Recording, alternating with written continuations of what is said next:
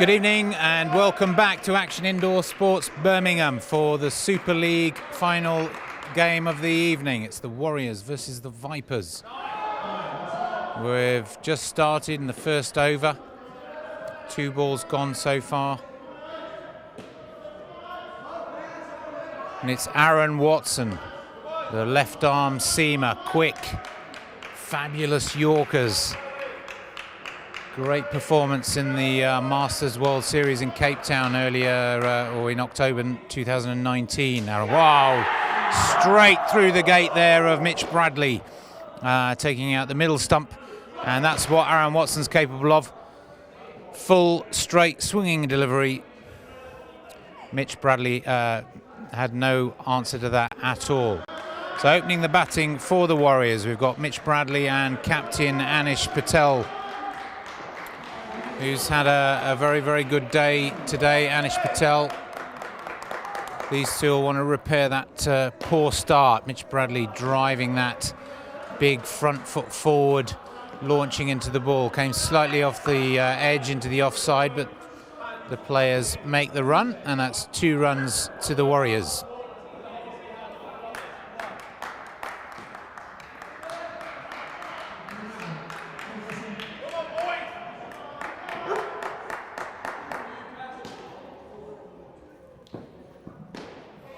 So Aaron Watson bowling a bit shorter.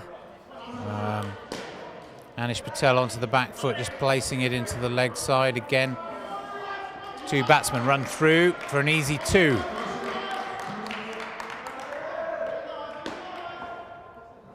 a lot of intensity out there on the court. You can feel the energy, the intensity. These 2 teams really gunning for a victory. It's full toss from Aaron Watson. Mitch Bradley, good connection, nice solid drive, but straight to top stumps, which was fielded by Ben Scott. Very, very athletic young man, Ben Scott.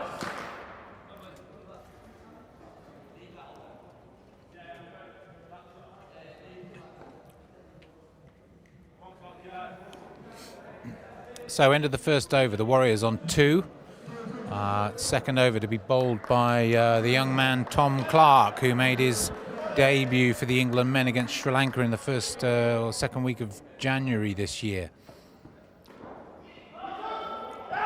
There's a good length from Tom there, just short of a length, slightly on the offside. So Patel played that down into the ground, I think off the glove, and the players get through for the physical run, the ball not hitting the side net, so just the 1 in this case.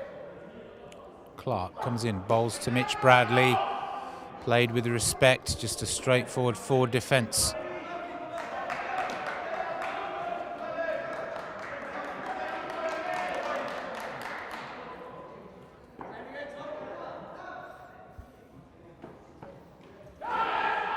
Tom Clark again.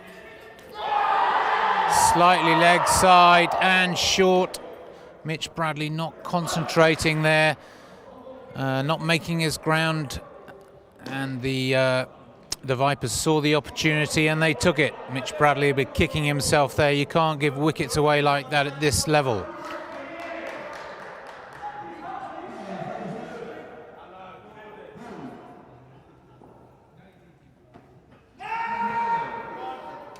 Wide delivery from Tom Clark there. Big loud no from Anish Patel.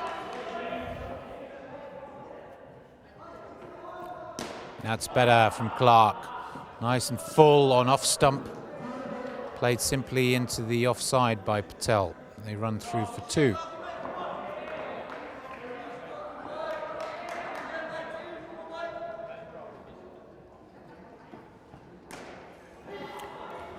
And 2 short from Clark. Gave Bradley all the time in the world to just rock onto the back foot, pull that gently down into the ground onto on the leg side there. No issues with the 2 batsmen making their ground. So that's the end of the second over. The Warriors on a total of 4. Obviously they've scored more runs than that, but the wicket, that run out that 2 wickets so far. There's one bowled through the gate, one run out through lack of concentration. So the Warriors will want to rebuild here.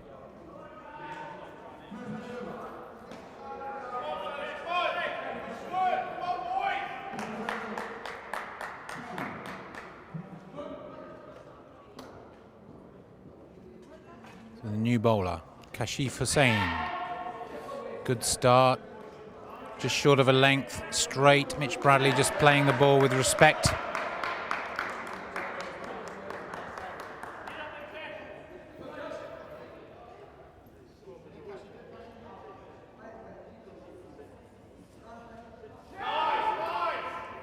And this one straying down the leg side, but still within the line, so not called a wide by umpire Matt Wheatcroft. And that brings a third ball situation. So pressure on the Warriors now. Scores must change. In comes Hussain. Again, a leg side delivery, nicely glanced round the corner by Mitch Bradley. So Patel's down there in a flash. No alarms there. So Warriors move up to 5. 3 balls left in the over. Nicely played by Patel. He really has got that shot wrapped up. Somehow plays it into the ground, up in the air. Gives the batsman loads of time to just cross. And another 2 added to the total. Warriors up to 7. Again, too short from Hussain.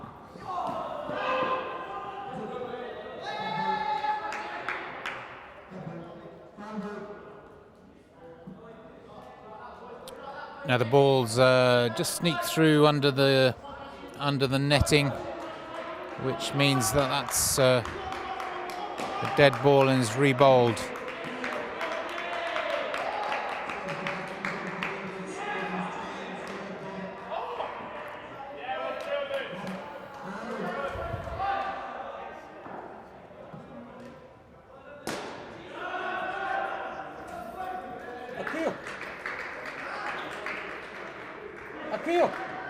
Akil! Ben, you just try and clip that back under. Will it work?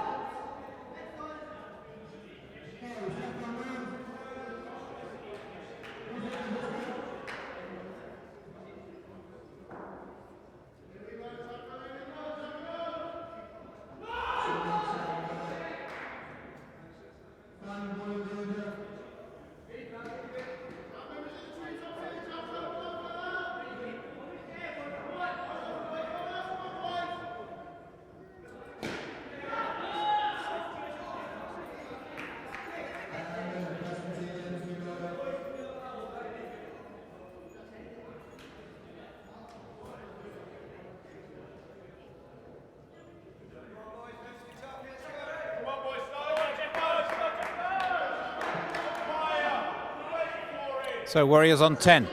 This is the 4th over. So the last over of this first skin for the Warriors. So 6 balls.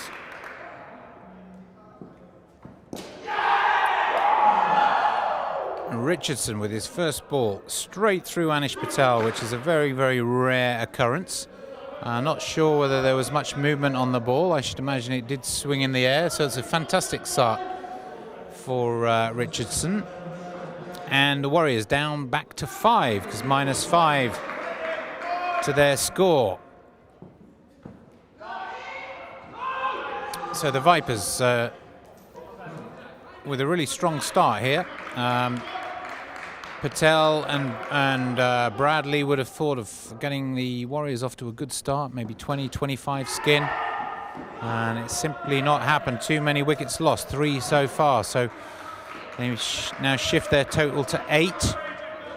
Anish Patel, very experienced. He'll have his eye on just making sure that they rebuild and get a start on the board rather than lose any more wickets here. So that one nudged down for 1. The Warriors move up to 9. 2 balls left.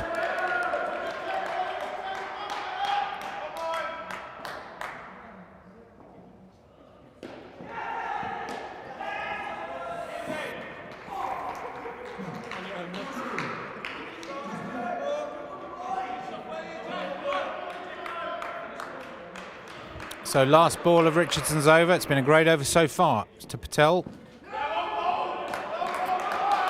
Patel leaving the ball, looking for a leg side wide. The umpire doesn't agree.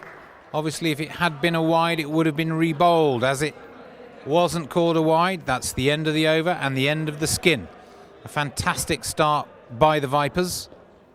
And I'm sure that the Warriors will be a bit disappointed with that first skin. They would have wanted to get that solid 20-25 on the board to set up the innings. And the Vipers have put them under a bit of pressure and certainly got more wickets than the Warriors would have expected. So excellent start from the Vipers.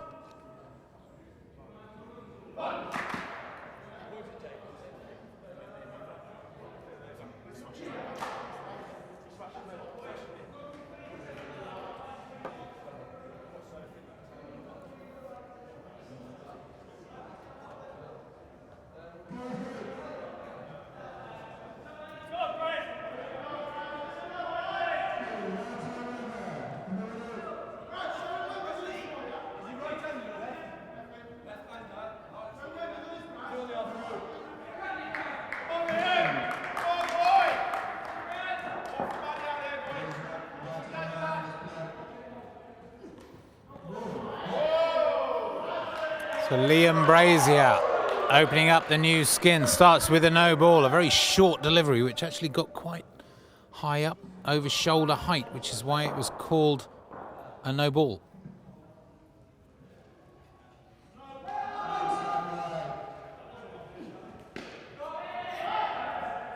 A strong call from the new batsman Michael Galea.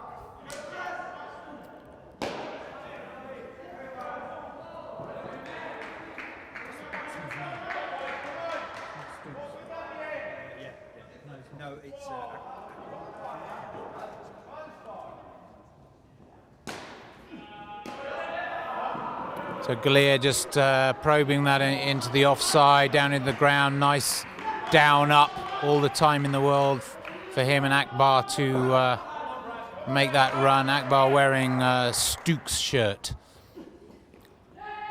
Sam Stokes not available today, out injured, I believe. Sorry.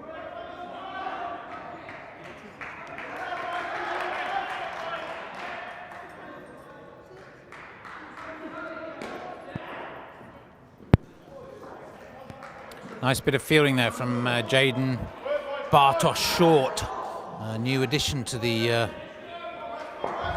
England preliminary squad for Australia. Originally from New Zealand, very athletic young man. Played a lot of indoor cricket in his short career so far.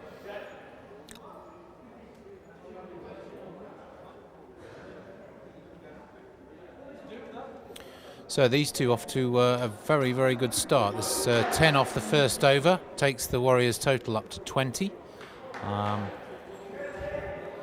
They'll be very, very pleased with that after that first skin, probably falling short by about 10 or 15 runs. And it'll be up to this pair to build on that start that they've made in order to create the foundation for this innings to probably be aiming somewhere between 80 and 100 as a total before the start of the game. Still possible. So Bartosh Short. This interesting left arm action. Quite a lot happening to the ball, both in the air and off the pitch. Very difficult to read what he's doing with the ball. Some days it turns square. It's virtually unplayable. Let's see what he's got in his armoury. Pulled that one down a little short, giving too much time to the batsman at Jaden's pace. We saw a little bit of fielding there from Liam Brazier, who's electric in that front court position on the leg side.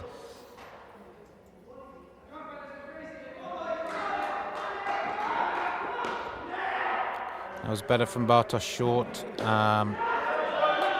although probably just a touch short, which again gives the batsman just too much time to make a decision where to play it into the ground and create the time for the batsman to run through. That's better. It's a better delivery, causing a bit of confusion in the batsman. So Galea gets back, no problem. But I think both batsmen slightly confused by Short's disguise and what he's doing with the ball. It's difficult to see from this commentary position. We're not behind the bowler's arm.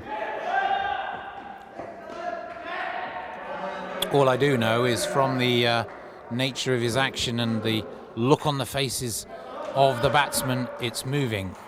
I should imagine both in the air and off the pitch. I'd say off the pitch, away from the batsman.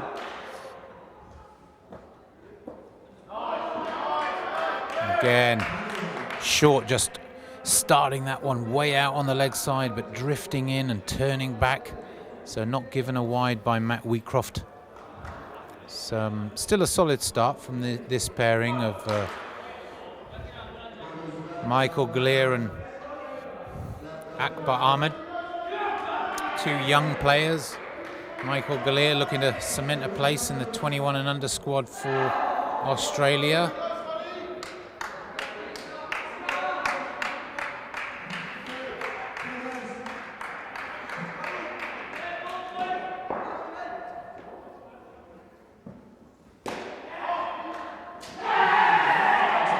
So action straight away in the new bowler, which is Ben Scott, creating a chance there. A slap from the front court field straight onto the stumps, and Galea not able to make his ground back. So you really don't have much time to think at all in this game at this level. Here's Ben Scott again, left arm bowler. Used to bowl predominantly left arm orthodox spin, but has now found this medium pace more effective in indoor cricket. That one's too short. Not played convincingly by Matt Galea, and a terrible throw, misguided throw by Liam Brazier, very unlike him. Which was an overthrow, people not concentrating, and the batsman ran through for a second run. Very, very unusual at a high standard of indoor cricket. Galea, front foot forward, trying to drive through the ball. The movement drifting away from him, so it beat the bat. Not taken too cleanly, I don't think, but certainly not a stumping opportunity. And Scott again to Galea, down the leg side, not called a wide. So that forces the third ball situation. So the pressure's now on the Warriors. Good opportunity here for the Vipers to take a wicket. Scores must change this ball.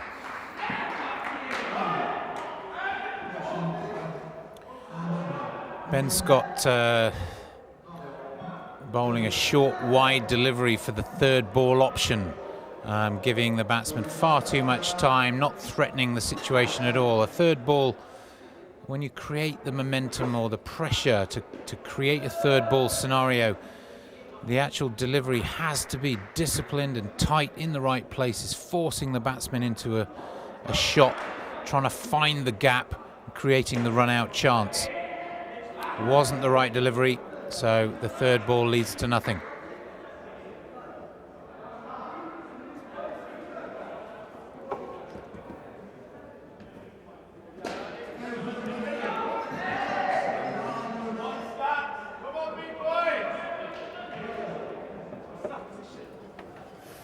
So Tom Clark again to bowl,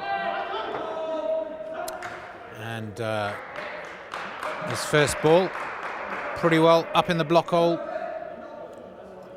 Michael Galea not able to do anything with that. Comes in for his second delivery, and a lovely down up from Galea for 2 runs. Again, creating so much time for the batsman to come through.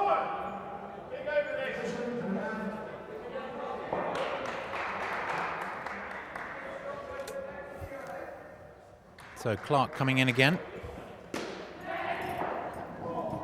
Chris.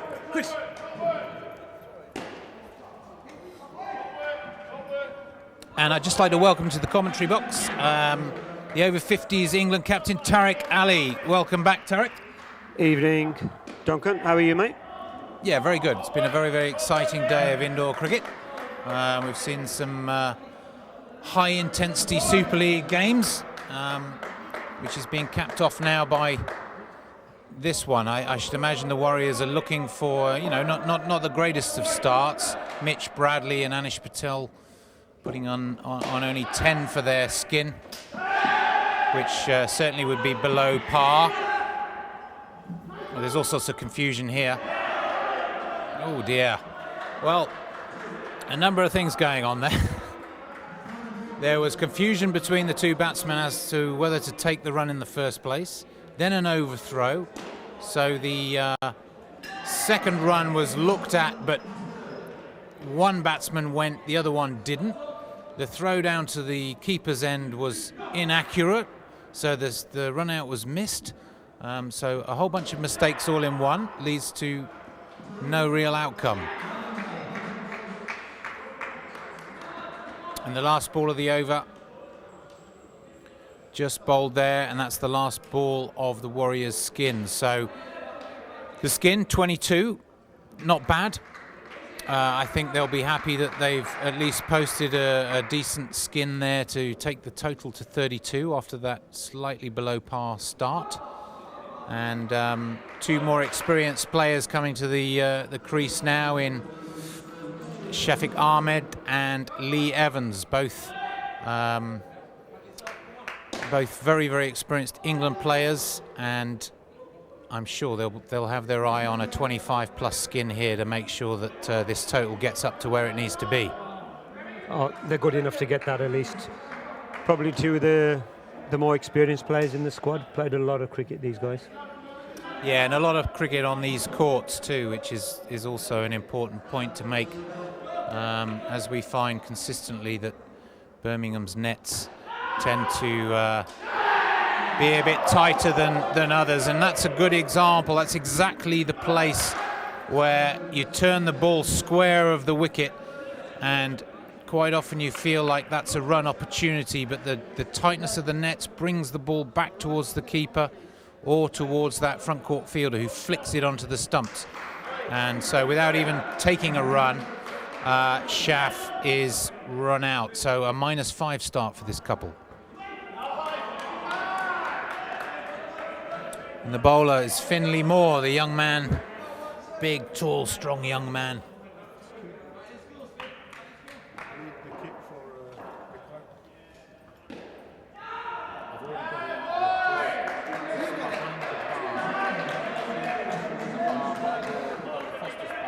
Third ball now, coming up for Shaf. I got caught behind the bar and put it.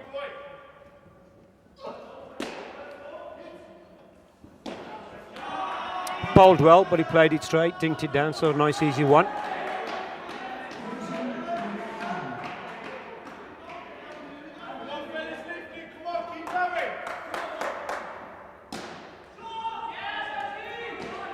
So Moore bowling right arm around the wicket to Lee Evans, the left-hander. Again, nice full delivery, reasonable pace. Lee Evans not able to do too much with that, so they're on -4 this skin after that early wicket. Yeah, the bails are off and flashing. I'm not sure quite what dislodged them. I think it must have been the keeper's gloves, because there's certainly no appeal being made by the Vipers. So this skin to -2 after that awful first ball wicket, and the Warriors total down to 30 from 32 where this pair started. So how are you, Tariq? How's life? I'm not bad, mate. It's nice and steady, mate. So congratulations, mate. It's looking well organised and very colourful and exciting cricket in the last couple of rounds of Super League, mate. Well done. I know it's a lot of work gone into from yourself and your team to get all this set up. I know you got a lot of kid stuff going on as well, and the pathway is looking good for a lot of players now if they want to come in and get involved in the game. Yeah, thanks, Tariq. That's absolutely right. It was very important that we tried to create an extra layer or level of competition intensity about the top level in the country, so that our players can be experiencing high-level, intense indoor cricket, all year round, rather than just turning up to World Cups and suddenly finding themselves in a new environment. And it's been an involvement that has taken a while to get to. But this is the first year of the Super League framework, and I think all reports at the moment is that it's been the right thing to do. And certainly the games I've seen and commentated on have shown that intensity, and certainly bringing some of these young players through. And that's the key. It's a chance for the better young players to play good level cricket straight away, rather than trying to wait to get in certain age groups. You know, if they're good enough, they can come into one of these Super League sides and really, I mean, some of the youngsters I've seen have actually strengthened some of the sides, so the standard is good. So obviously the EEP program is working well.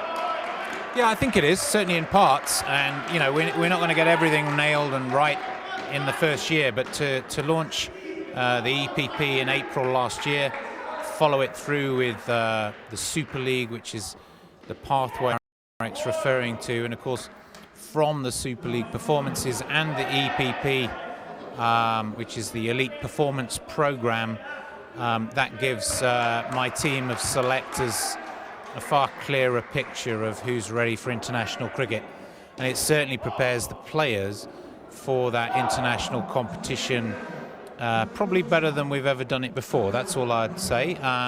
There's still a way to go. England does have the disadvantage of not having as many places to play and as many players to select from as the likes of Australia, South Africa and New Zealand. But nevertheless, we are making the most of the resources we have and making sure our preparation is as tight as it can be. So it's great to hear your feedback. It's certainly great to see the sort of standard that's being played at the centre this weekend and for each Super League weekend.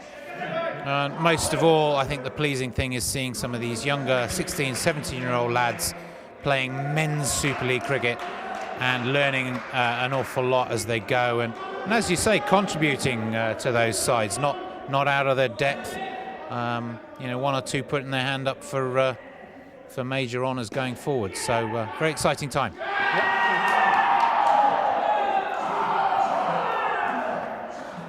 Just to keep you up to date, we've just had a -5 run out, and the umpire is wanting to talk to Shafiq Ahmed. Not sure quite what happened.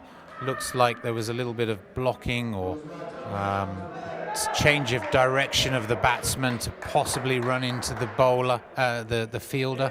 When you get into a World Cup situation, you know, this is what happens, you know, every other ball, and if one is a little bit timid or shies away from that level of intensity, then we aren't in a prepared place to compete. So yeah, it's good. Although dissent isn't good to see, it's good to see that level of intensity and competitive nature is coming out as a result of the Super League programme. I wouldn't say it's dissent, it's just tweaking the rules slightly. Yeah, and I mean, you know, call it professionalism, right? Professionalism, yes. Nicely played down by Shaf there. Too short from Finley Moore, but he's had a good over so far. And the Warriors move up to 37. This skin on 5, 1 ball left. Moore into Evans, the left-hander. It's full, too full. Evans gets a hold of it and puts it to the back net for 7. So that repairs their partnership somewhat. A nice strike from Lee Evans there. Lee Evans' contribution 11, Shaf 1. Obviously he got deducted the -5. So this pair, again, doing a decent job. There's 1 over left. They're on 12, I should imagine. What do you reckon, Tariq? Probably up to 20, yeah, 22. They're probably looking for minimum 8, maybe 10 would be a good skin. 22, keep the score going. And that would take their total up to 54, 56, leaving the last partnership, again, another 20, 25 contribution, and you've got a total. Yeah. So from a pretty tough start of 10, so far the repair that the Warriors have made to this innings looking reasonably solid. But as we know with this game, anything can happen. 1 wicket brings another. The momentum shifts, the pressure builds, and all of a sudden, you can be looking at a different picture. Comes down the wicket, Lee Evans. again, a bit of confusion as to whether the run should be taken. I'm not sure whether there's too much calling going on or effective calling between Evans and Schaff, but they made it through.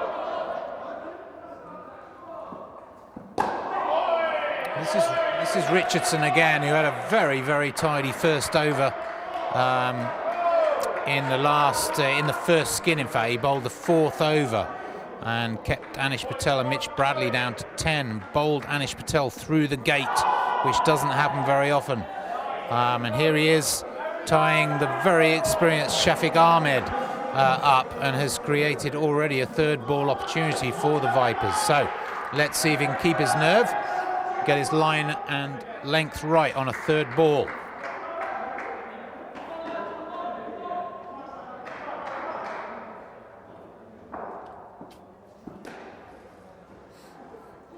Again, not a bad delivery. I think the line was right, possibly a bit too full.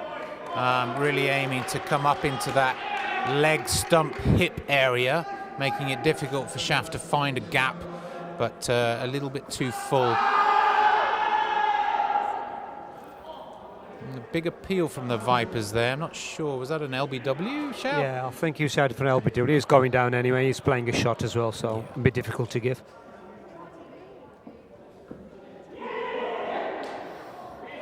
Yeah, you're right there, Duncan. A very tidy over indeed from Richardson. Yeah, he's well, had well.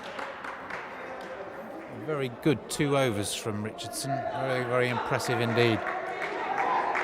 Tall, young man. Again, got aspirations to play for his country and doing himself no harm at all here. So I guess your plan will be, with 4 Super League teams this year, is to probably have a 5th one next year maybe, and then increase it in every couple of years or so. Just trying to get as many. Yeah, it's a difficult one to say really at this stage, because obviously the bigger the Super League, the smaller potentially the National League, and what we need to do is make sure we don't grow the top level too quickly, that then undermines the participation of other very, very good players in the National League. So we'll take a look at that at the end of March, once the season's finished, and we'll review, both players and centres' feedback to see what improvements we can make for next year. But yeah, on the right track. That's certainly the way we want to take things. But I think the main thing is not to undermine the quality.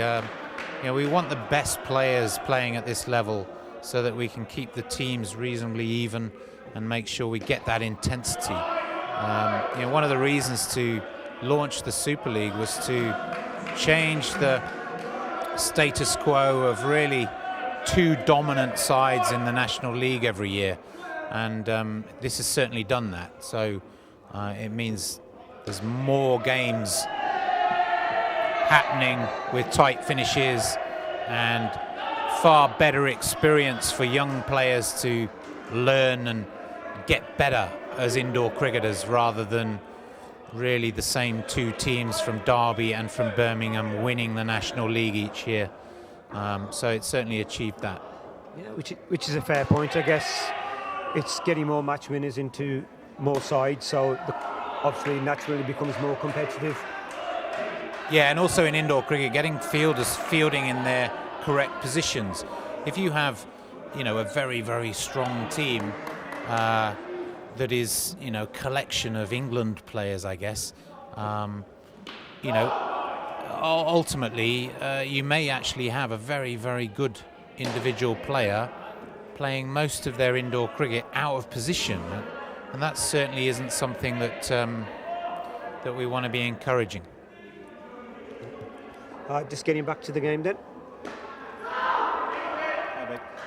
Watson bowling. Good over there, puts the batsman onto 3rd ball. Good over there by Aaron, bowling is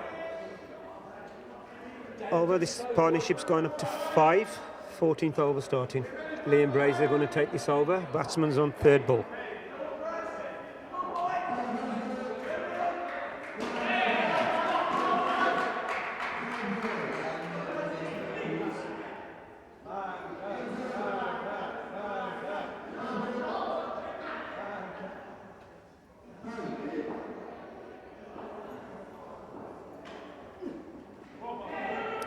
bowled into his legs, clipped off his hip, onto the back net, and the taker won.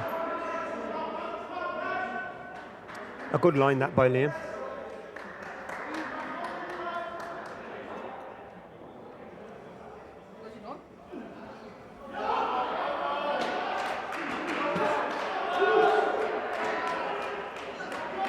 We just lost Duncan for a minute, just being replaced by Chris Mosley. How are we doing, Chris? Very well, thanks. Very well. Very well. Did a bit of umpiring this morning, and then obviously I thought I'd come down and watch the last one. So I was meant to be at work, but never mind. Fair call. How was the game? First 2 games this morning were really close. 2 really good games. One of them was a men's one, and one of them was an under-17s. Showing really good signs of very good cricket. Played in the right way. Again, Liam bowls just onto his legs, flick for 2. Tried run if he would have been a direct hit, but the batsman's made it.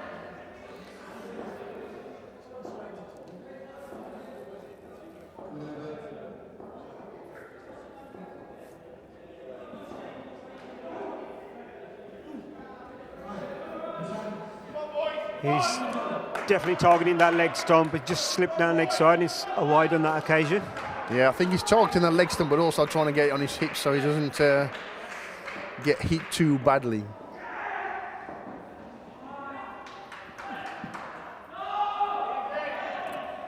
Yeah, that brings us to the end of the 14th over. Score moves up to 58 in this partnership on 10. Not bad, they brought themselves back into the game a bit here. I think 65-70 is a challenging score. Well, you know as well as me, when you're playing the game in here, mate, it's 75-80 is a par score for this standard of cricket. So they're on course at the moment. Let's see what the last 2 overs bring. But obviously got Jaden bottom short to bowl now. And hopefully he can get his lengths and pitch it right and get it to kick a little bit. Generally doesn't bowl too badly. Yes. Left armour. If we listen important over in the game now, if they do well, the batting side do well here, they just edge ahead, and if the bowling side take a wicket or 2, it'll bring them back into the game. Yeah, definitely. It's got to be a tight over. Probably conceding less than 7 runs for the over. He starts one just outside off stump. Batsman feels he missed out on there. It would have been nice easy cut in for 2, but he's missed it. Moves them on to 3rd ball.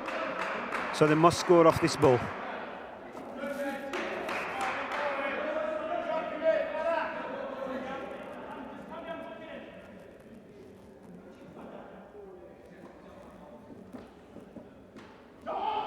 It's virtually the same ball again. He's missed it. It's gone across There him. you go.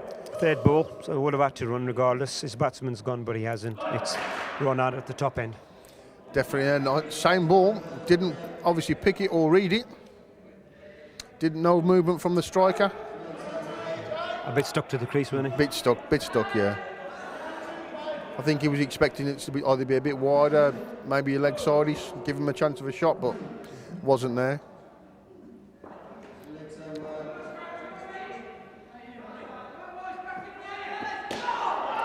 Slightly fuller on this occasion, and the non-striker's gone. Now both of them at the same end. Unfortunately, it's a run out because they both ended up at the same end. Bit of confusion there. Ball watching. That's really, really poor communication between the batsmen, really. Yes, no, yes, no. If you're going to run, you've got to be clear on it and concise. And I think it was just the pressure of the last couple of balls. He's missed 2, he's got run out on the 3rd ball, and he's thinking he's got to do something here. Yeah. Got back onto the ball, and he just wanted to go, didn't he? Yeah, he just wanted to go, and now obviously the skin's at 0, the score's at 48.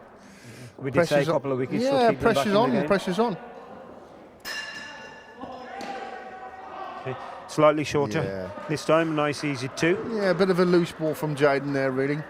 After the way he's bowled so far in this over, he's just a little bit sport it a little bit, but he's done the damage though. 2 wickets, he'll be happy with that. Yeah, definitely.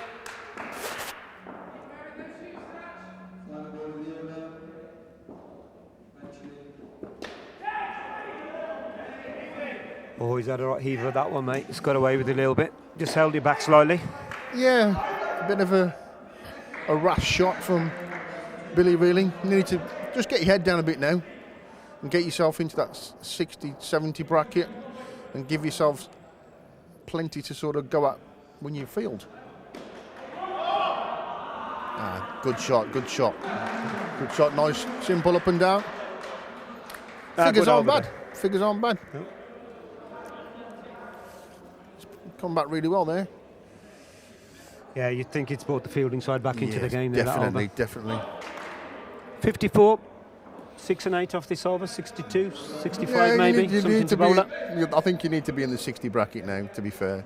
If you're not in the 60 bracket now, there's a lot of pressure on this team then when they come to bowl and field. Okay, Ben Scott to take the last over then. Normally Mr. Reliable in that last over as well.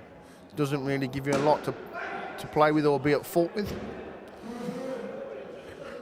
Not sure if he's going to go with his spin or he's going to bowl pace. Well, I remember when I first played against him, when he bowled really, really good left-arm spin, and now he's bowling quick stuff, so. Oh, it's a super shot. Shot, Danny. Nice and full ball, and Danny's just punched him back down the ground for 3, hitting the back net for the extra run, making it 4. Not really wanting when bowling first up. Nothing loose. Great reply, though.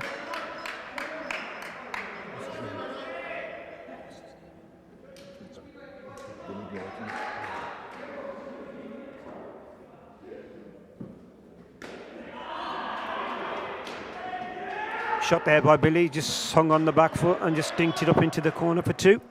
Yeah, looked in trouble with the ball before, but obviously nothing's the same in here. Chance of a run out. No. Oh, it's giving him. It's given. Looked pretty tight from where I was.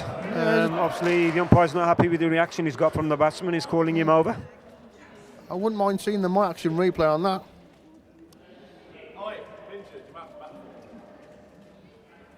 It looked close. Obviously, umpire's call. Umpire's decision is final. Look back at it later and see what happens.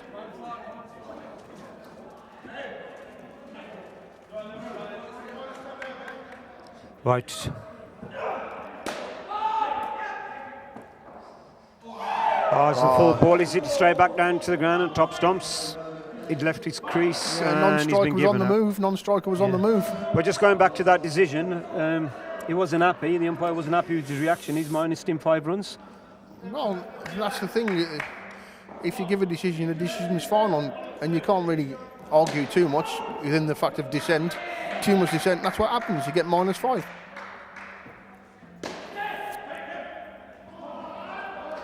Well, you must say it's a great finish by the Vipers.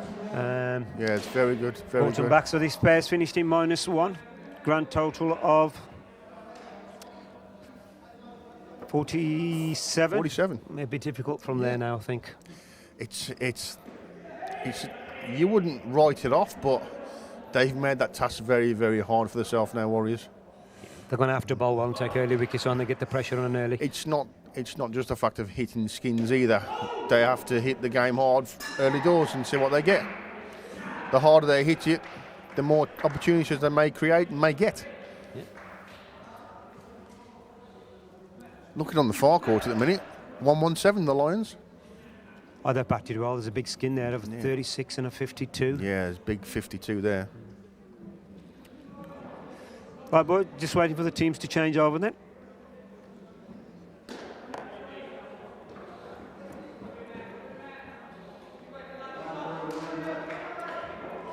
Still batting on the far court at the minute, Lions, 119. Neil Patel bowling.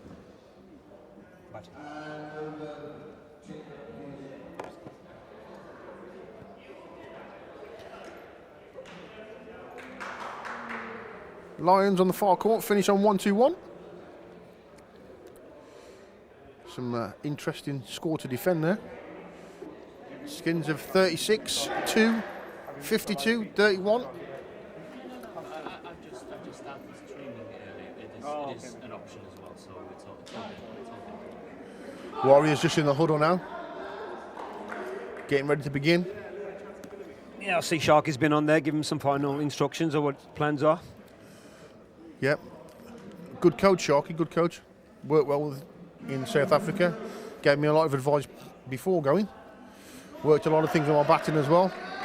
Very thankful for that. Oh, very experienced player, mate. He's a good lad. Yeah, experienced player. Glad to have him on board in any form of cricket. Really, he offers a lot. He offers a lot.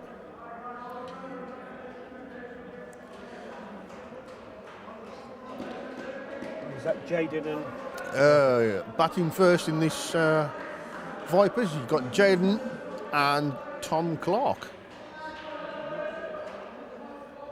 they'll probably want a steady start, bank the skin, get into the game rather than get after it a bit. Yeah, I think looking the way I've seen Tom Clark bat recently, he's either going to play a game where it's going to suit him, or he's going to find himself giving a chance maybe or two. Playing against him in the leagues and stuff, he does come at you a bit, doesn't he? He likes to be aggressive. Yeah, he's an aggressive cricketer in the league, but let's see if the Vipers back with their head screwed on in this one. Bradley taking the first ball then and beats Jaden. Yeah, Mitch of Derby Cobras.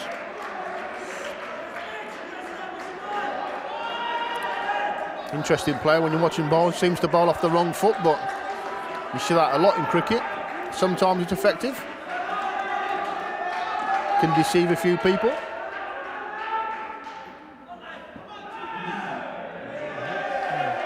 Slightly shorter, but pitched out on off stump, going away a little bit. Yeah, a bit loose. Called a wide.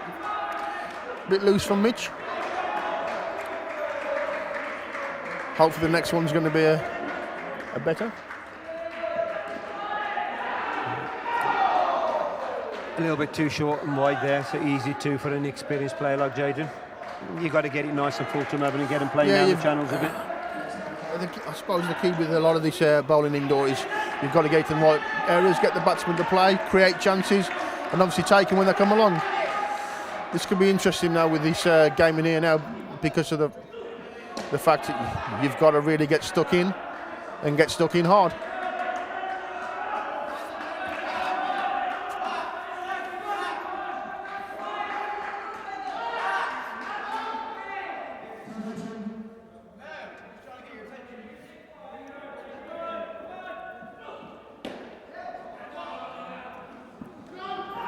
Bradley bowls nice and full onto his legs. Yeah.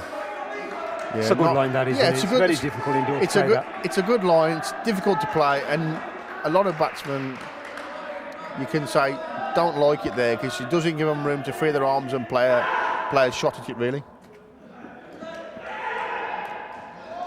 And he swings the ball as well, so obviously from our position we wouldn't see that, but when you're looking from directly behind either side of the net, you can actually see the way he drifts the ball. Coming up to the last ball of the over then.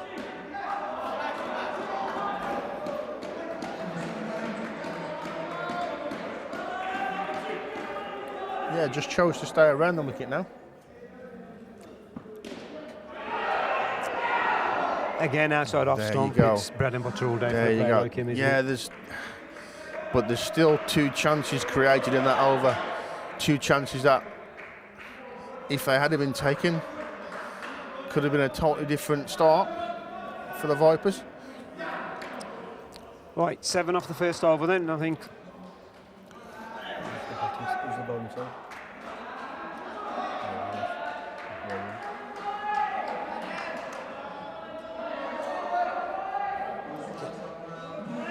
Yeah, the Warriors need to keep creating opportunities now. And obviously, if Vipers keep giving them chances, they've got to take them.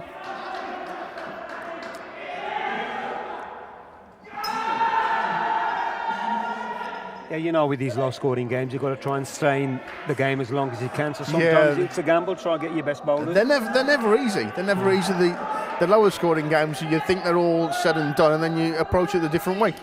But you've got to approach it the same way and play the right way.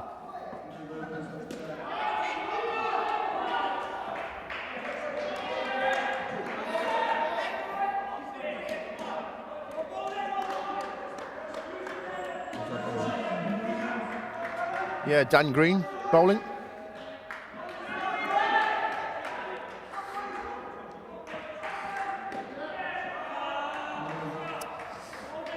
Yeah. Slightly short there, outside off stump. Slightly short, but when he bowls around the wicket, he drifts it from leg stump across into off stump, so he does get quite a bit of movement on it. But it's going to be an easy dink up there, outside yes, off stump yeah. as well. He's got to get it right, hasn't he? Again, too easy, Yeah, just short of a length. It's dinked for 2. There's very fine margins in this standard of cricket for short and full bowling.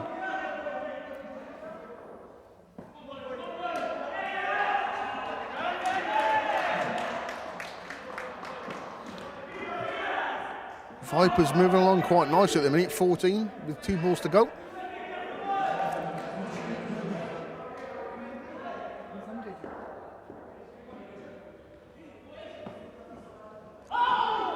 See, that was a little bit fuller.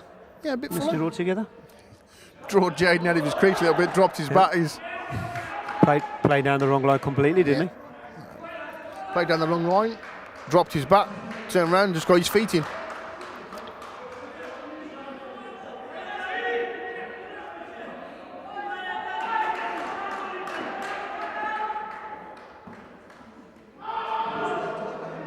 It's a better finish, Definitely a better finish.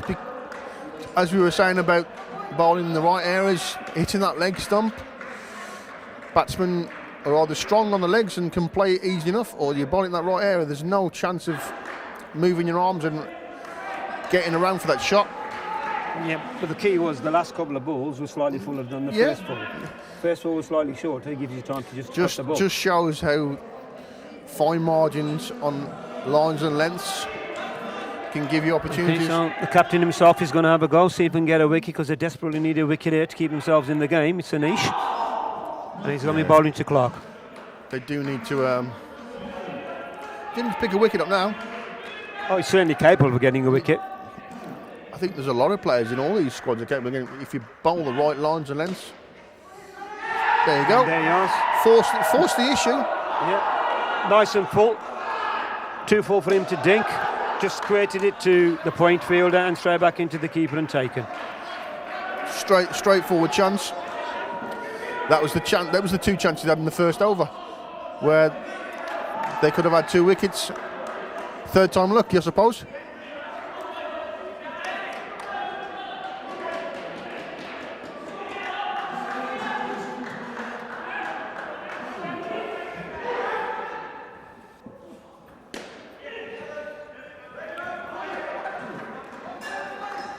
I think you might see Anish alternating here to the right and left-handers.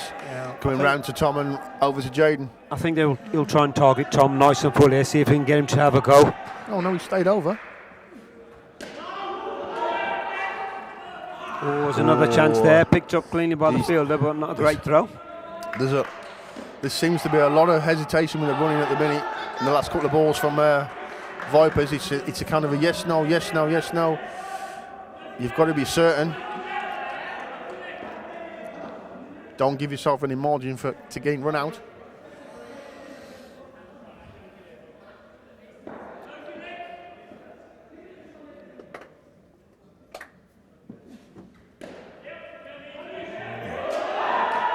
Too easy. Yeah, just slightly short of length there, bit of width. You're not going to miss out on them at this level. Should know better.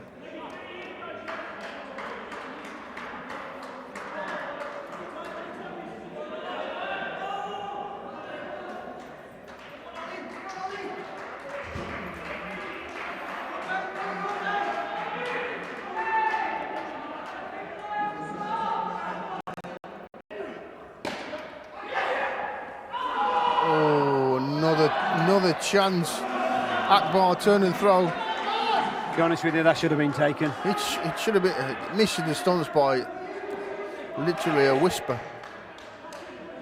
He had a bit more time than he thought there. Yeah, a bit more definitely. composure and he would have been out. As you know, with this yourself, those fractions of a second in every department, batting, bowling, fielding. Like,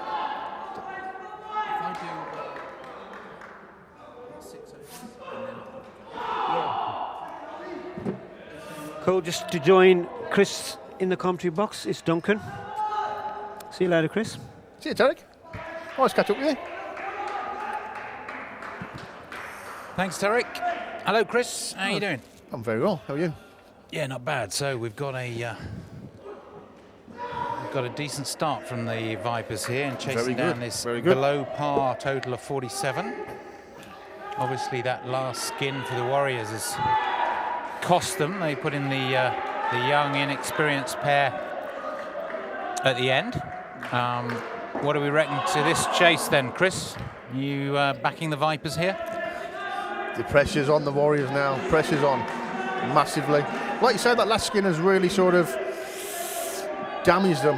Where really another 15 runs would have made a bit more of a tighter fit. And they really, really do. I mean, you know, obviously the first skin of Anish Patel and Mitch Bradley was well below par or their expected level, and then so to have two skins really not firing at this level, I think it's going to cost them. But it's a funny old game, as we keep saying. One wicket brings another. Pressure brings wickets. And, you know, you can undo a good score in a very short space of time in this format. So, yeah, it's interesting, really. Like you say, that first skin, probably the third skin, the last skin, not what Warriors wanted and not what they expected. Like you say, you've got two experienced players to open. You're sort of targeting a 25 minimum. So yeah, it's tight. Never say never, like you say, but the Warriors have got to really, really work hard in this field and pick up every chance possible and not miss any. But I did think the second skin of the Warriors was a solid one, and you know, I thought it pulled them back to probably putting together a decent total on the board here. But obviously that last skin, one was expecting 15, 20 from it, and that would have given them a total that was worthy of defending. But here, as long as the Vipers do the basics, i.e. basic indoor cricket shots, selecting shots the right way, avoiding multiple wickets, the odd wicket they can cope with, but you know, one skin falling apart with a minus total would put the Warriors right back in it. So I'm pretty sure the Vipers will just be composing themselves. Obviously last ball of this skin, and they've done pretty well, these two. It's a nice shot for one from Jaden there, but a very good skin of 27, which, you know, pretty well gets them halfway to where they got to go. Sets it up now. They're practically halfway there to what they've got to do. No pressure. There's no real pressure on the Vipers to bat. They've just got to bat sensibly, play the simple cricket shot. Don't, like you say, don't overcomplicate it, and the game practically is done for them, really. In some ways, this is exactly the sort of practice that we want to be seeing these teams have at this level, because when you're facing bowling and fielding as tight as some of these Super League teams are capable of, stranger things have happened. You know, you can have two minus skins in a row, and all of a sudden, the Warriors are favourites. So it's a fantastic game in that respect in the indoor format, but also there's no room for error at this level. So we'll see. We'll see how these young players from the Vipers fare. This is a young partnership between Finley Moore and Jack Richardson, both of whom performed extremely well with the ball. So let's see whether they can follow that up. Yeah, I was impressed with the way they performed with the ball, actually. Didn't bowl in very many wrong areas. No margin for error. Bowled really tight, really tight.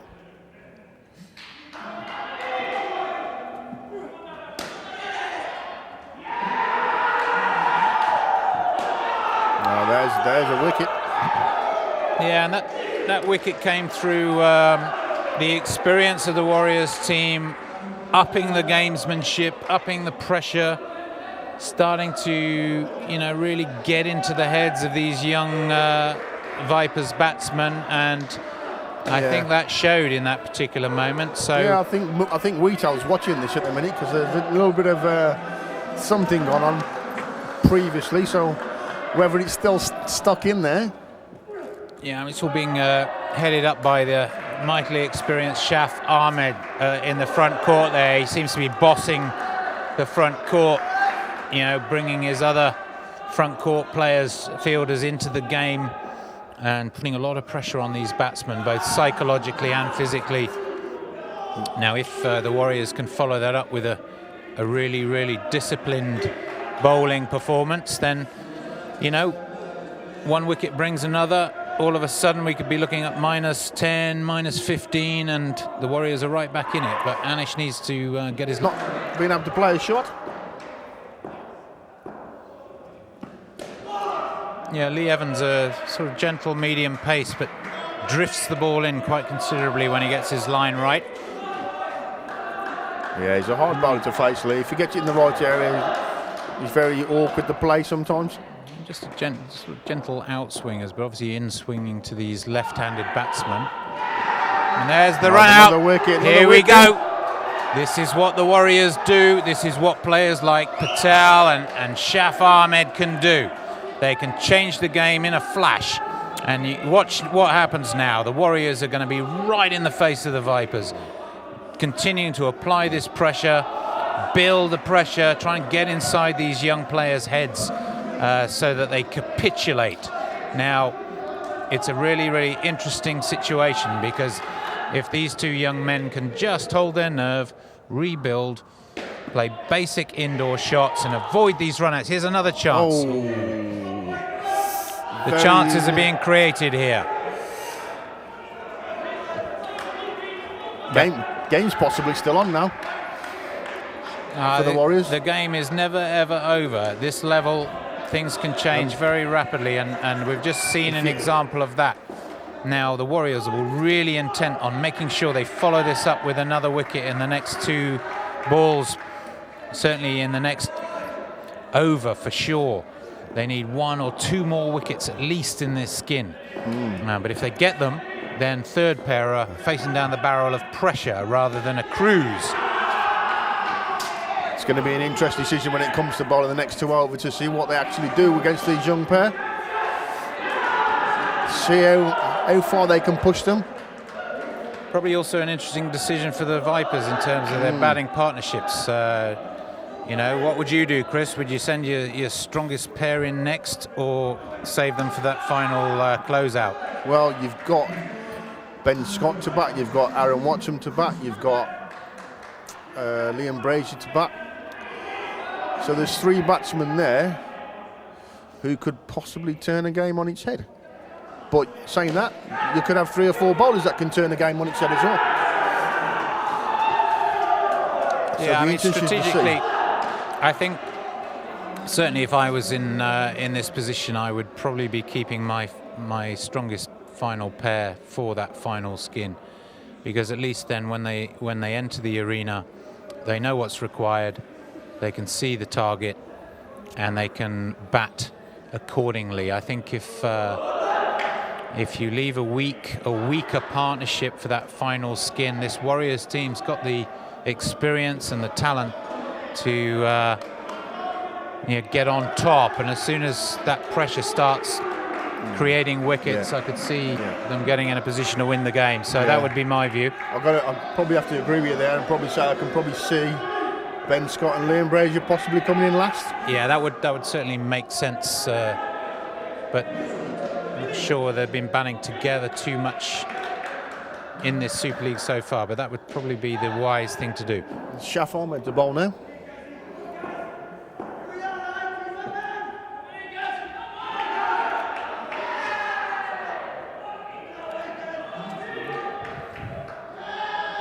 Very difficult player to read. Shaf Ahmed. Yeah, so this is what the Warriors have wanted. Build the pressure. Here's the 3rd ball. Scores must change. What are these youngsters going to do?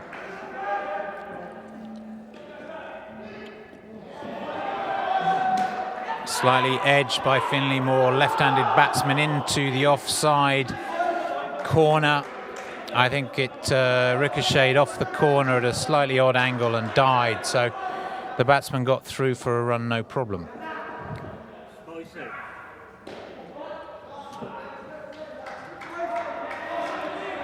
Yeah, interesting now watching Shaft bowl at young Richardson with all the little bit of front court tension they've had. Yeah, Shaft's been pushing the boundary on what's acceptable down in that front court. He's bowling now, so he's not there. But certainly World Cup umpire Matt Wheatcroft has been noticing what's been going on, and a couple of warnings have been handed out. So yeah, he's handled himself really well, to be fair, Matt Wheato.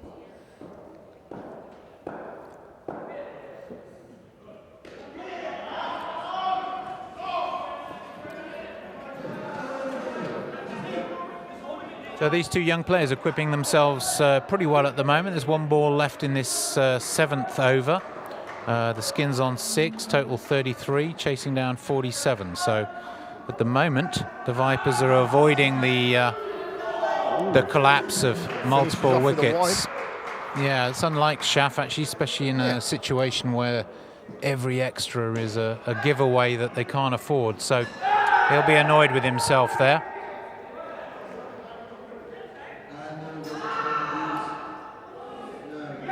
Interesting on the far court as well, Lions against the Hurricanes. Hurricanes chased down the first skin.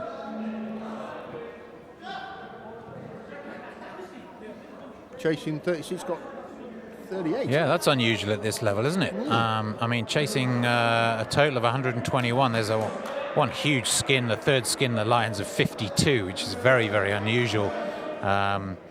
It's going to be a tough ask, that, but you know, so far they're staying the pace of the game. Back to this game, we've got Blyton bowling to Finley Moore. Nicely played on the leg side, shot, simple good down shot. up, cruises through for 2. It was quite an effortless shot as well. No real force in the shot. Just let it all come back and more. Well, certainly these two young batsmen not showing too much signs of nerves or inexperience here. Shot selection seems to be pretty sensible. Yeah, they're applying themselves really, really well.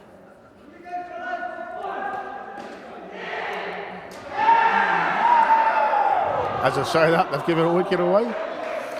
Well, a big confusion on the running there. I'm not sure what the calling was like there, but Jack Richardson complaining about something. Was he blocked? Seems to be trying to get Matt Wheatcroft's attention. But let's see what the Warriors can do here. They need to follow this up with another wicket this over before this skin is over. Another wicket makes it interesting.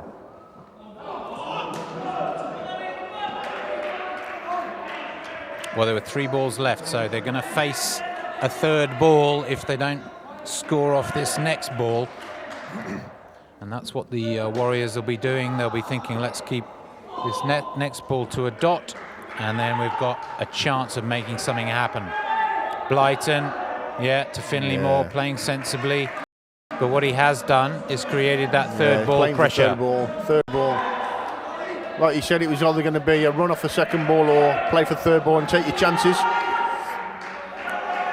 So the Warriors' plan coming together here. What can they make of this?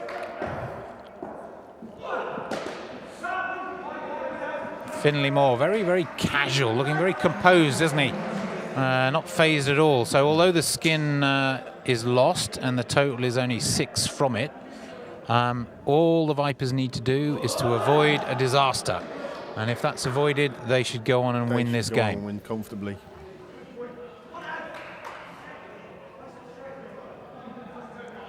Hurricanes taking 2 skins on the far court, chasing the second one down as well. Just one thing about the Hurricanes game, rather than far court, Duncan. They may not chase that 52, but could they set it up for a grandstand finish? Well, exactly. You know, it's you can win a game and lose 3 skins in this format, or the other way around, of course. win one skin and lose a game. So that could well be what they're facing here, with the 52 that the Lions posted in their third skin, obviously being pretty unbeatable. But at the moment, 10 overs gone, 4 balls left. The Hurricanes on 55, chasing 1-2-1. They're not that far off the pace. No. So you're dead right, Chris. This could be an interesting, very unusual game of cricket. Back onto the first court here, we got Kaz Hussain batting with Aaron Watson. Kaz, experienced Derby Cobras campaigner. Aaron Watson, my teammate in SA. Yeah, Aaron, reasonably new to the indoor format. A superb left arm pace bowler. As we saw, there we go. This is where it can all unravel. Certainly Cash, an experienced indoor player. Aaron Watson, far more of a bowler than he is a batsman. So this could be the start of the undoing of the Vipers. That'll is what in the Warriors' minds. Anish Patel, very, very experienced campaigner, the England captain, and you can see he's working his team here. He's calling the shots. He's playing the mind games. Let's see what can happen. This is -5 on this skin after 2 balls of the first over. Vipers and Aaron's just got to stick to the plan now. Like you say, he's not probably the strongest batter that you've probably seen that side, but if he sticks to the plan, there's a possibility he could come out on a plus score.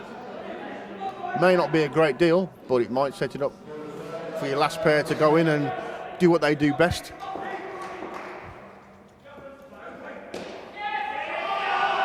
Yeah, nice shot from Aaron Watson. Good shot, it's your perfect down up into the offside. Yeah, just lent on it. Was that over the 3 line? That? Yeah, it's 3 scored. So 3 scored. Yeah, it was just lent on it. Yeah. Roof of the 3 net.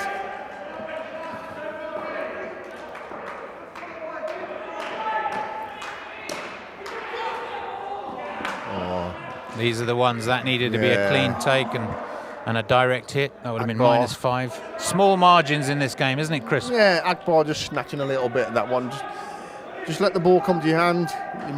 That extra second you've got then may create yourself a chance.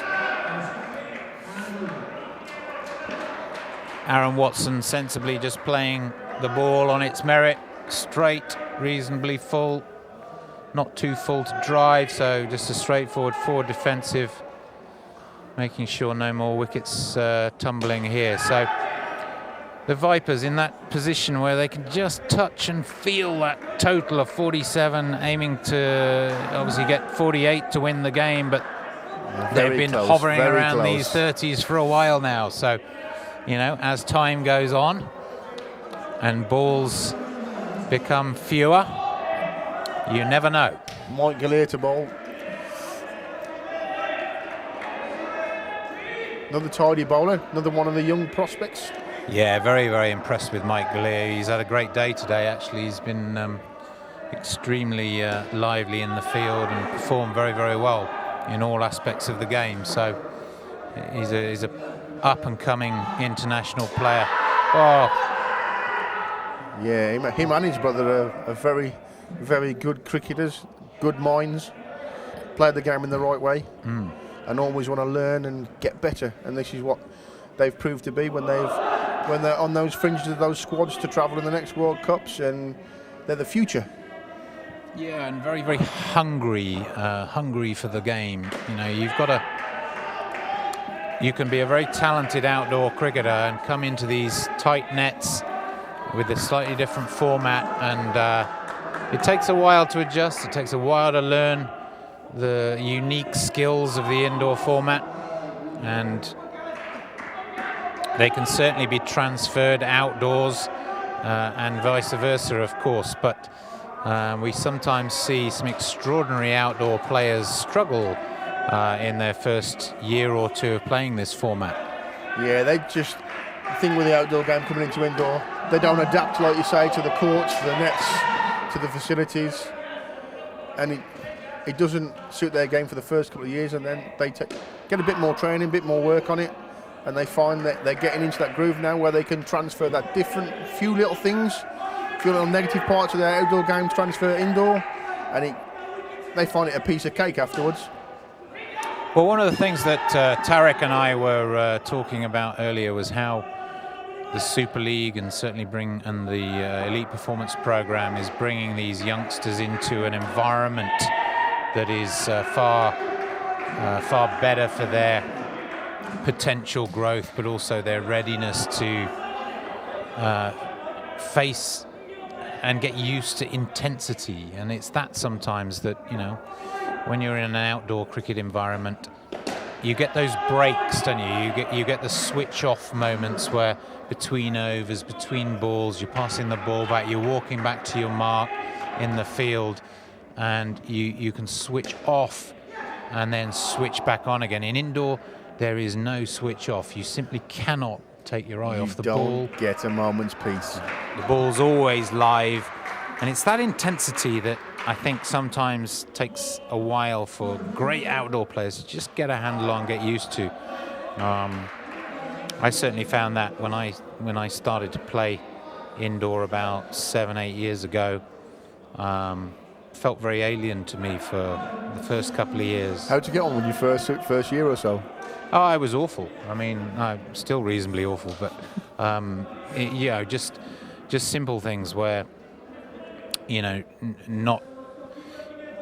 The key with batting indoors is playing the ball late, and that means that soft hands, just playing the ball as late as possible into the ground, up into the air. And although as an outdoor batsman I was a front foot player generally and kept the ball on the ground, what I found that was I wasn't getting value for my drives, and particularly for things like a square cut shot which comes straight back to the keeper and you get run out. So shot selection and certainly playing the ball a little bit later. I think those are the keys to batting indoors. Obviously the fielding is just sharp everywhere you look. Fantastic training for outdoor cricket. No margins. And I'm not a bowler, but of course there's no hiding place in the indoor game. And so actually what I found is my bowling has improved dramatically since I started playing indoor, because you're forced into it. Yeah, you're forced into those under couple of scrutiny, overs, under pressure. And there's no better way of finding out how to do it than in those conditions. So. Yeah, you can't even bowl under protest now. But yeah, like you say, when I first started the game as well, long time ago, playing at Wolverhampton, started off as a junior, didn't get as much of the stuff you get now with the EPP and everything else, but as a youngster and growing up and getting into that adult stage, you find your own way. Yeah, and you made your England debut this or last year, didn't you, Chris, for the Masters in Cape Town? How was that experience? Oh, it was amazing. I touched on it a few months ago actually with Anish, and we were talking about all the moments we had there. Just to actually get selected to play for your country is an absolute honour, because if you can make it for your own country in any sport, it should be an honour to play, honour to be involved in it. Yeah, well, having been party to that decision somewhat, I think it's important to say that in your case, I would say really it was about dedication and passion for the sport, and your ever presence in this centre, playing game after game and week after week, and again with open ears and open eyes and learning from everyone around you all the time. You deserve that chance, and I'm pleased that you found it such a positive experience. Oh, I loved it, and like you say, next time a World Cup comes around and the trials, I'll go for it again. I mean, I'll be 45, so I've got plenty of scope. But well, I'll be 55, Chris, so you just keep your age to yourself. All right, okay. That's good. You'll still make yourself available, though, won't you? Pass. So here we are. We've got the Warriors. 47 was the total set. The Vipers are already on 51. This Skin done very, very well on 18. It's the last over of their Skin, 6 balls to go. It's Blyton to bowl. Left-hander Aaron Watson plays that very nicely into the offside. They've done really well. Yeah. Well, considering that -5 start, they've done extraordinarily well. And Aaron Watson's showing a lot of maturity and a lot of, again, having picked up an awful lot of experience in Cape Town. That's a fantastic shot from Watson. A beautiful on drive, straight down the track, slightly to the left of top stumps. Couldn't get there. It's 4 runs all the way. That a classy shot from Aaron Watson.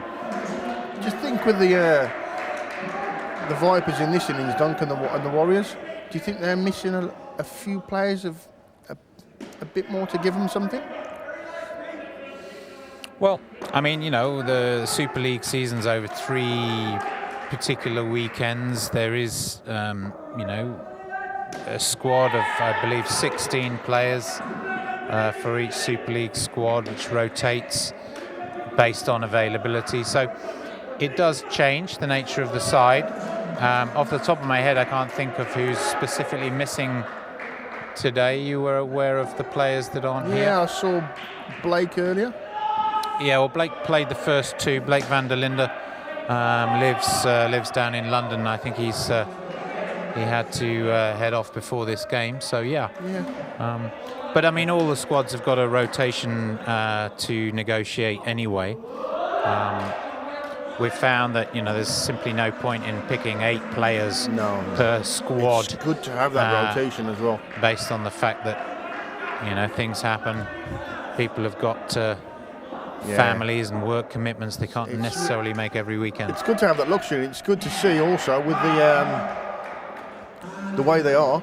Some of the 17s are actually playing all day because they're actually playing in the 17s and the men's side as well. Yeah, well, certainly in this game, that's been the case. Also, the last game of the evening, certainly on the other court. But you know, as you mentioned earlier, it doesn't necessarily weaken the team too much if you select well from the under 17 and under. There's some pretty strong players there. That bracket, where they all play for the same brand, I'd say.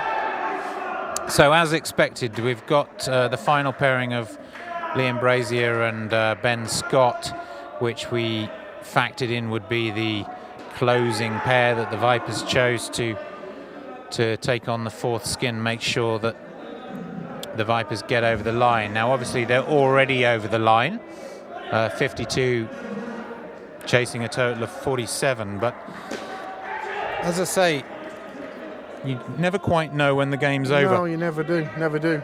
Mitch Bradley to bowl this over. Can stir a few things up.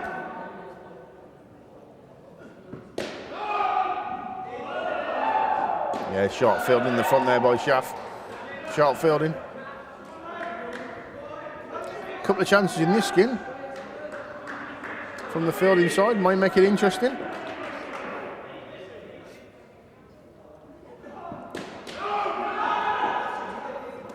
Oh, a chance there.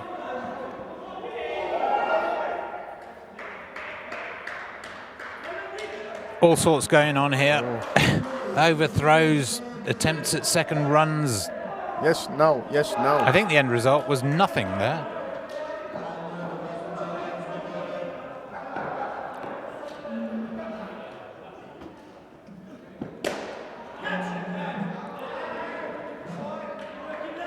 I think Ben's just hit Liam with that shot there, straight off his arm. So the Vipers on 53, already past the Warriors' total of 47. And we've got Ben Scott, Liam Brazier looking to close this innings off. As long as they don't create pressure for themselves, they should cruise this one home. Yeah, Liam Brazier, so casual there, hits the shot, looks at the ball and just jogs it, Yeah, always plays with a big grin on his face, Liam Brazier. Sometimes you're thinking he's not really on the concentration level, but actually it's just his style. You know, where Liam really makes his mark is his athleticism in the field. Electric in that front court position. Front court. Gets you so many wickets in the front court just by some simple athletic fielding, just to get you there, and really, really tidy fielder to have in that area. I think it's the thing that a lot of outdoor cricketers probably don't recognise about the indoor game, that actually you can create more of an impact as a fielder in indoor cricket than you can actually as a batsman and a bowler. Yeah. Now, because there's no hiding place and you have to do all three aspects of the game, of course, you can contribute in all three. And so all-rounders really come through in this format. But actually, the most wickets that you create are from unbelievably dynamic pieces of fielding, and Liam is an excellent example of one of those, and Ben Scott too, very athletic young men. Yeah. Well, Liam's made that position in the front court his own, because he's sometimes you can't get anybody else in there to do the job he does very athletically, and same as Ben. They're so athletic, it's unreal sometimes. Some of the things they do, you just open your eyes and think, my God, how has he got to that, or how have they stopped that hitting the net? And yeah, I think probably the biggest thing is the ability to get the ball in hand and release it within an absolute split second, but release it in a direction you're not even looking. It's the awareness of where the stumps are, the awareness of where the field, where the batsmen are at any point in time, because sometimes the adjustment of whether you go for top stumps or for the keeper's end is a judgment made in a fraction of a second. That's come from a lot of years of learning, though. Yeah. And even to the point where people like Liam Brazier in particular will show you disguise in that. So it's in his hand, and you think he's going to turn and throw to the top stumps or the bowler's end, and actually it goes the other way, and the batsman unexpectedly finds himself in trouble. So I've seen that from Gav Bishop as well. Yeah, the old Gav Bishop disguise throw. Yeah, absolutely. Yeah, looking one way, it's come the other. The master of the mancad, Gav Bishop. Yeah, he loves a mancad, does Gav, yeah.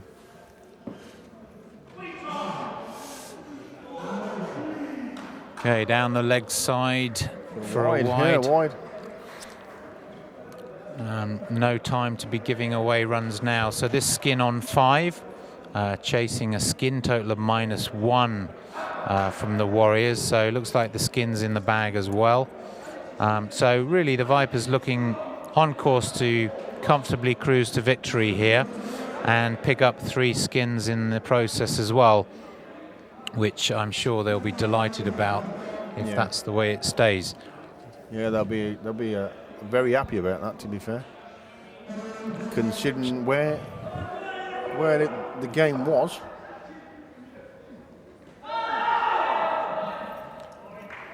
Lions against Hurricanes is finished. Lions finishing on 1-2-1. Hurricanes finishing on a straight 100.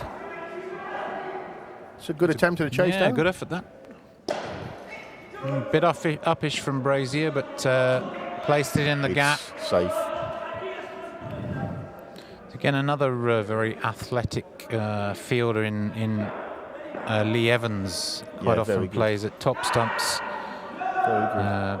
On this occasion, he's on the 3 line on the offside to the left-hander. Just shows the standard of players selected, what they've got in their games, and the upcoming players, what they can actually bring. There's a lot of talent out there in every squad. Viewers, don't take this game for granted. With 15th over, 2 balls left, which means there's 8 balls to go in this game. And now we're on 54 for the Vipers. They're chasing 47. So there's 7 runs ahead of the total they need. But it's -5 for a wicket, and they've just had a wicket. So again, 2 or 3 great balls, 2 great pieces of fielding, and suddenly the Warriors can be back in it. It's very unlikely with these batsmen at the crease, but stranger things have happened. So that's the end of the last but one over. Yeah, this is going to be somebody's trying to set up a grandstand finish here, or they're just playing Cupid with us. Well, I'm pretty sure none of it's closer deliberately than it could be. The Vipers just need to keep their head, play each ball on its merit, keep the ball on the floor. Yeah. Not take wicket, a wicket. Here we go. This is what we mean. There's Lee Evans showing his athleticism. Mike Galea bowling this last over. Yeah, and here we are. So 52 plays 47. One more wicket, and they're level pegging again. Decent ball to start with as well, Dunk. Yeah, fantastic. So, I mean, there's 5 balls left, and the Warriors need 2 wickets. They need 2 wickets, and they're still have a chance to win this game. I suggest that certainly the 2 wickets need to be in the next 3 balls.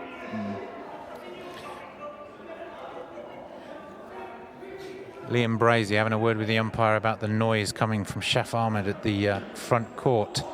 Yeah, good. Nice, stable, forward defensive, keeping his back foot well in the crease. A slap back from Shaf, but Liam's going nowhere. I should imagine he'll do exactly the same to this ball. Try to turn it round the corner, but that's a no. Here we are in a third ball. Third ball. So this is the wicket. Interesting. This is the one where Galea's done a brilliant job here, applying the pressure. It looked miles away from them. The fielding side are right in the batsman's face here. They're trying to create that pressure. Making noise. Doesn't stop. Just talk, talk, talk. He's whipping up his players around him. Yeah, Galea too short, too wide. Too short and wide. Nicely, easily played by Brazier into the offside. Too short there, really. Takes the pressure off there. That was the one that really needed to be on the spot. So 54 plays 47, 2 balls left. 2 balls to go. Ben Scott can afford to just play these out for dots. Bit of gamesmanship from Patel there. Ooh. I think what he's gone for there is the fact that Ben's played the shot. It's ricocheted off his foot and gone straight to Anish, and he's caught it. Well, that's if it did ricochet off its foot. Certainly the That's umpire didn't think for. so. I'm not sure I saw that come off his foot. I thought that was into the ground. So get on with the game is what I say. Last ball. Here's Galea to Ben Scott. He'll play this down. What's he doing? He's run for the ball and lost the skin. That's a remarkable decision from Ben Scott.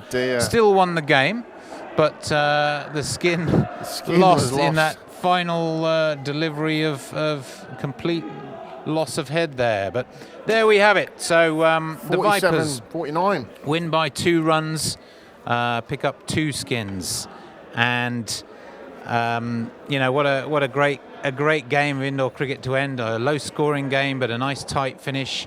Thanks go out to Chris Mosley for joining me in the commentary box. Big thank you to Red Iris Video for their services today to bring this live stream to you. I'm Duncan Norris from Birmingham Action Indoor Sports. Thanks for watching, and join us next time for Super League on the 22nd of February. And good night. Yeah, looking forward to seeing everybody later on this month. Hope you've all enjoyed the game today. What a great advert for indoor cricket. Hope to see you soon.